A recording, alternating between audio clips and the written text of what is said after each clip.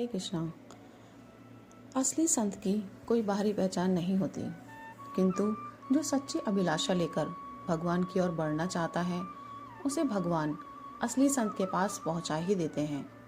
स्वयं भगवान ही संत बनकर उसके जीवन की नाव पार लगाने आ जाते हैं।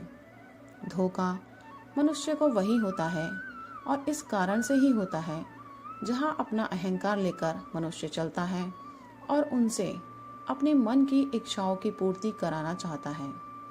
इसका सीधा अर्थ यह है कि उसमें भगवान की प्राप्ति की सच्ची अभिलाषा नहीं है, क्योंकि भगवान को प्राप्त करने की अनन्य तथा सच्ची लालसा का उदय होते ही तत्क्षण अन्य कोई भी कामना, जागतिक पदार्थ की उपलब्धि की रंच मात्र भी इच्छा रह ही नहीं जाएगी, और ना अपनी विद्या बुद्धि पर तथा अपने अंदर अच्छेपन का गर्व ही रहेगा।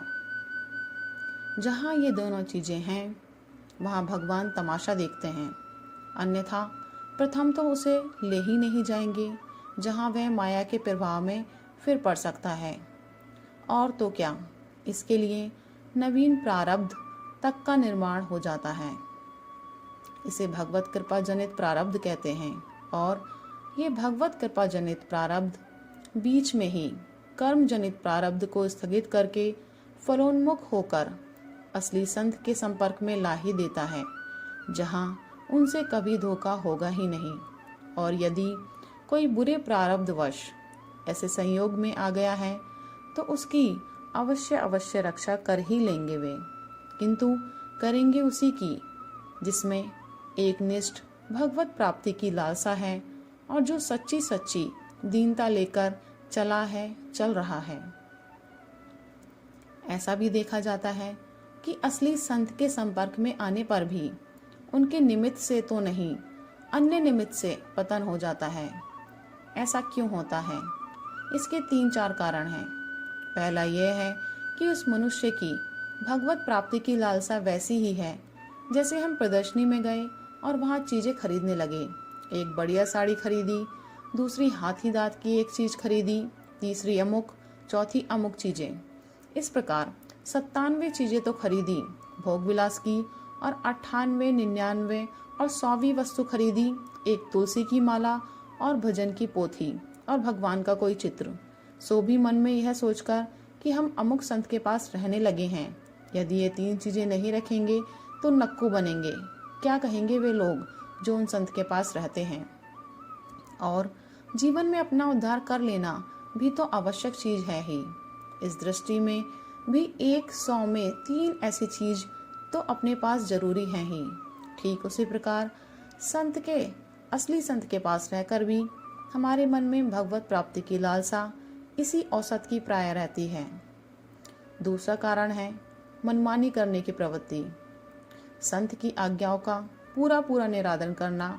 और तीसरा कारण है उनसे भी कपट करने लग जाना, उन्हें भी ठगने की सी वृत्ति को अपना लेना। यदि ये तीनों कारण हमारे अंदर हमारे लिए बिल्कुल ही लागू नहीं पड़ते तो किसी भी असली संत के संपर्क में जाने के अनंतर अन्य किसी के निमित्त से हमारा पतन नहीं होगा। इस पर प्रश्न हो सकता है, तो फिर क्या किया जाए? तो इसका उत्तर है कि संत का ही संग करें। बस सच्चे अर्थ में संत का ही अवश्य संग करें। संग का अर्थ होता है आसक्ति। हम किसी सच्चे संत के प्रति आसक्ति कर लें। असली संत किसे माना जाए? संसार में जिस व्यक्ति में हमें दैवी संपदा के अधिक से अधिक गुण अभिव्यक्त दिखें, विकसित दिखें, तथा जिनके संग से हमारे अंदर दैवी संपदा के गुण विशेष रूप से बढ़ने लगे, उन्हीं को हम असली संत मान लें और उनकी शरण में जाकर उनके प्रति ही अपनी आसक्ति की धारा को मोड़ दें। किंतु मोड़ सकेंगे तभी जब हम अपने जीवन को इस सांचे में ढालने के लिए प्रस्तुत होंगे। अपनी जान में भगवत प्राप्ति की लालसा के अतिरिक्त अन्य संपूर्ण सांसारिक कामनाओं को सर्वथा विसर्जित करने की पूरी चेष्टा करें। इस प्रयास में असफल होने पर उनसे, चाहे वह कामना कैसी भी हो, उनसे ही लाज संकोच छोड़कर बता दें, किंतु उन्हें बाध्य करने की भूल न करें। उन पर ही छोड़ दें। वे पूरी करे तो ठीक, नहीं तो ठीक, पर उसके लिए दूसरों के आगे हाथ न पसारें। उनकी प्रत्येक आज्ञा के पीछे, प्रत्येक के पालन में पूरी पूरी तत्परता से काम ले। किंतु यह ध्यान रखना चाहिए कि असली संत कभी भी असद रूपात्मक आज्ञा देते ही नहीं। कभी हमें यह दिखे कि यह आज्ञा तो असत प्रेरणात्मक है, तो उसका पालन कदापि न करें। वे उसके ना पालन से ही वस्तुतः प्रसन्न होंगे, यदि वे असली संत हैं तो। मनमानी चेष्टा, साधनात्मक या व्यवहारिक बिल्कुल न करें, उनसे पूछकर करें।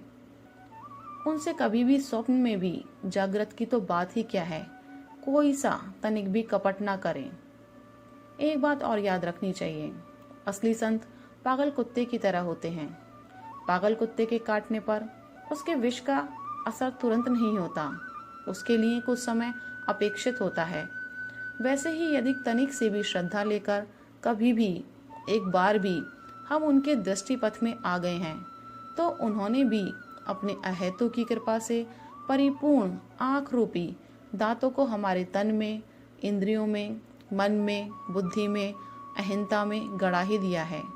पागल कुत्ते का काटा हुआ व्यक्ति कालांतर में कुत्ते की तरह हूँ हूँ करने लगता है। यहाँ तो इसका इलाज भी संभव होता है, किंतु असली संत की आंखों से निकलकर कृपा भरे दांत उसे छू गए हैं, वह देर सवेर संत बनकर ही रहेगा। राधे राधे।